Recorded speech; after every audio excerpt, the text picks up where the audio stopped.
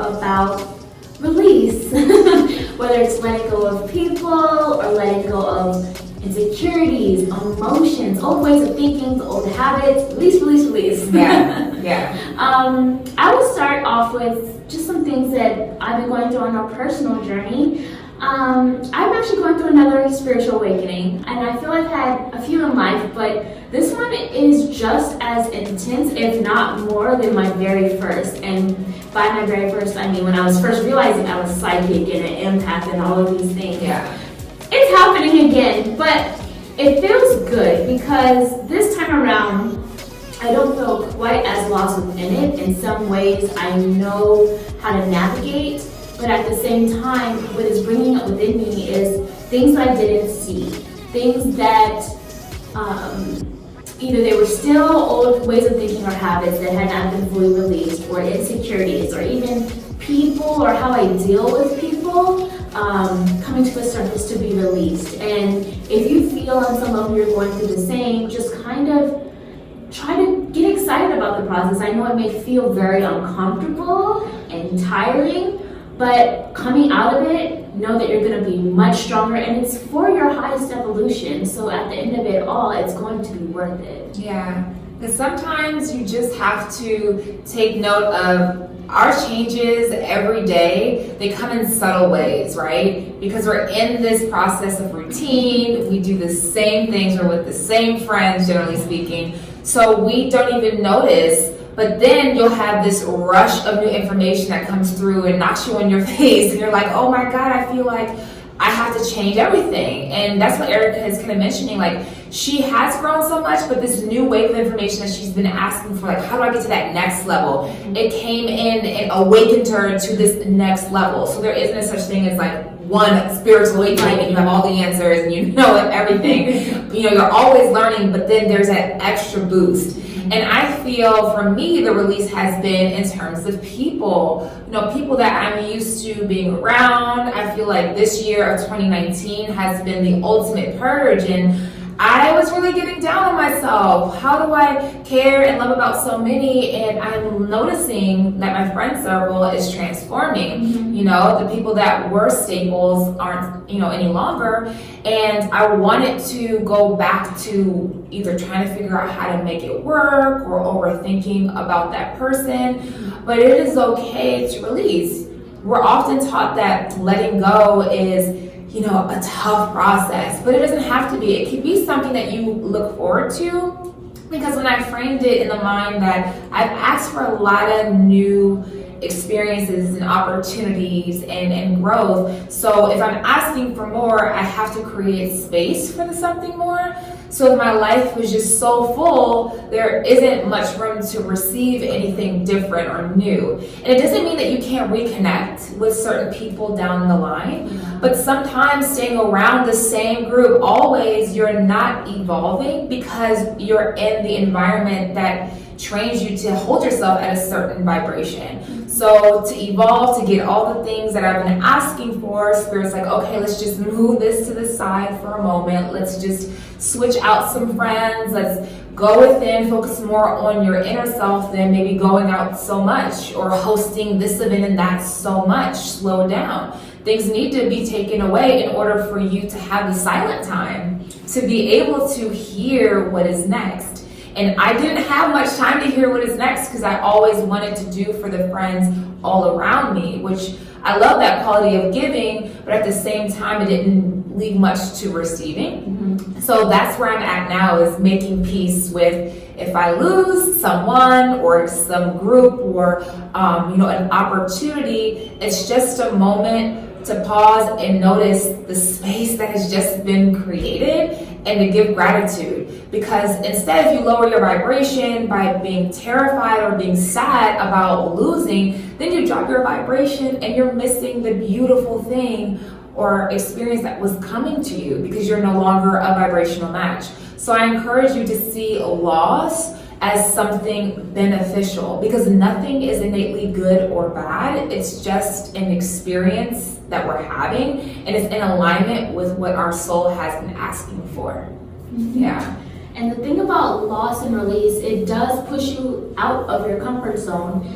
And to get to that next level, whatever area it might be, if you relate to what I was saying or what Christine was saying, or even both, you have to step out of your comfort zone. Lauren and I talked about this the other day on our Instagram page for Truth Intuitions. We called it a moment of truth. There's going to be more of those, but this particular moment of truth was about the fact that we are now, just now, after all this time, really seeing and stepping into the fact that we're entrepreneurs, you guys. Like, it's just now hitting us, and it's forcing us out of our comfort zone.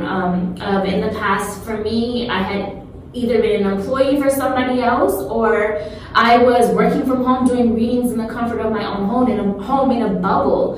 And now we're in an office, and now we're interacting with people at tons of events, and our truth decks are selling worldwide. So it's like, oh my God, yeah, this is really happening. Yeah.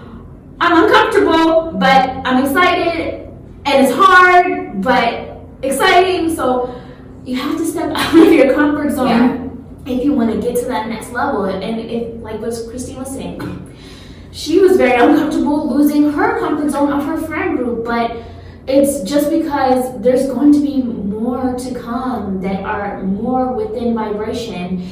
And challenge yourself. You know, I just today, for the first time, I had to lead a meeting. I was so uncomfortable. Yeah. I'm not used to it. It's going to take more practice.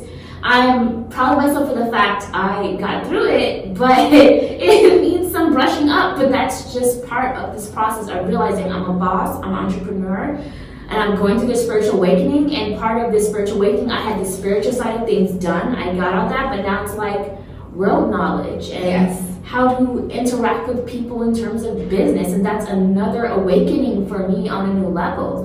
So it's extremely uncomfortable, but it's also very exciting. And so whatever it is you're going through that is uncomfortable, but part of your awakening that is releasing your old version, just allow it to happen. Surrender to it. Don't resist it. Exactly. Like, that's perfect points. I mean, identity is such a human thing, right? Like dogs, cats, little baby bunnies, they don't identify with being those animals. They just exist, you know? They just do what they need to do to keep their space within nature. And I think that it's beautiful.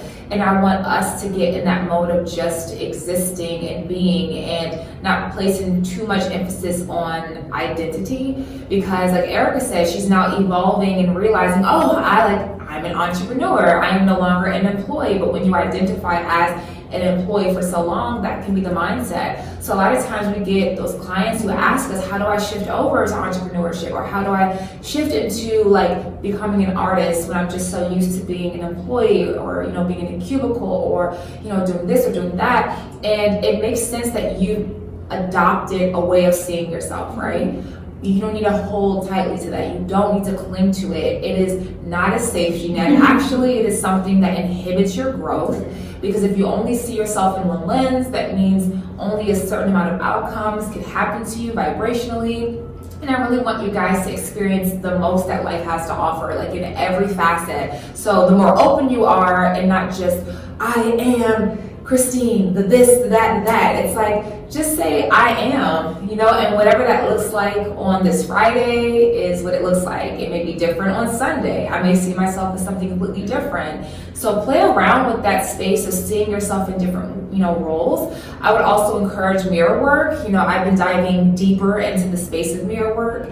And before I show up in the world, I want to speak with myself and just kind of share some thoughts, share some feelings to see who I am in that moment, because who I am in that moment is very unlike the me that I was yesterday. Even if I went to sleep in peace, wake up in peace, there's still new perceptions that I have. There's new dreams that came through. So there's new excitement to be had. And I want to speak to that person and realize that I can let go of whatever was before. Because whatever was before that's playing in our mind, just like a movie, it is past, it is an illusion, it is not here. So just like I am learning to healthily let go of relationships, it is nice to healthily let go of the past, of identity, and just showing up in the world as a fresh, open slate, because that's the way you get the most out of this time that you're here.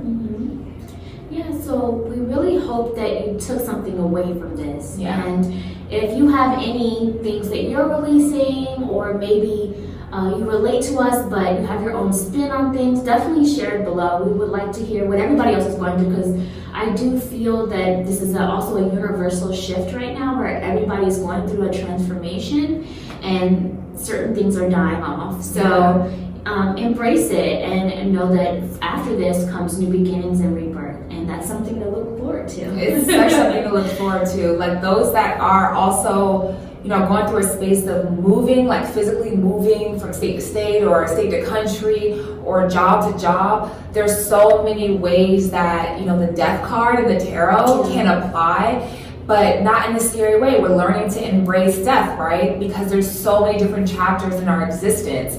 So the more we're comfortable with just stepping through that evolution, through that rebirth and coming out, it's beautiful. So we don't fear the death card anymore in the tarot. We don't fear the tower card anymore in the tarot. We know that something is falling away in order for newness to be rebuilt and restored. So there's power in that. So like Erika said, leave your comments below of your experience. Remember to share this video with someone that you think it can benefit, and definitely remember to keep buying those truth decks. We have some surprises coming before the holiday season.